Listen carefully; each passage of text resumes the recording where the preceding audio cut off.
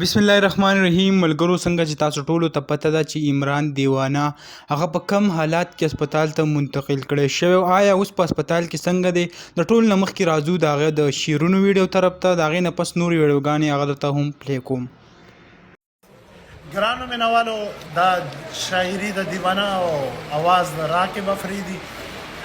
مینا پاگل کی سڑے اخ مینا پاگل کی سڑے وی مینا پاگل کی سڑے د یوسف مخی تر غرزا پوری خپل کی سڑے راشه چې د زړه سره د ټچ کما خلیا د بلا نه بدی بچ کما خلیا د بلا نه بدی بچ کما راشه چې د زړه سره د ټچ کما. د دې نه پس راځو د عمران دیوانه یو بل ویډیو طرف ته، په کمې کې چې عمران دیوانه هغه د لډو گیم کوي. دا ویډیو چې کله په ټیک ټاک اپلوډ کړی شو نو د هغې نه پس بیا کوم سوشل ورکر چې هغه په دې باندې اجاز خان باندې الزام ولګاوه او دا ویل چې عمران دیوانه هغه اوس هم د نشې په حالات کې دا ویډیو ریکارډ کړی ده. آیا ویډیو څنګه ده نو هغه پوره تاسو وګورئ او سوچ وکړئ چې آیا عمران دیوانه هغه واقعي په نشه کې دی او که نه. او ډېر خوشحال دی چې راځه لډو کو راځه څو تپوسونه دې کوم. ملګرو زه نن ډېر خوشحاله یم، اجازه دی سره ګیم باندې ناست یم او ډېر زبردست ماحول دی، ډېر زبردست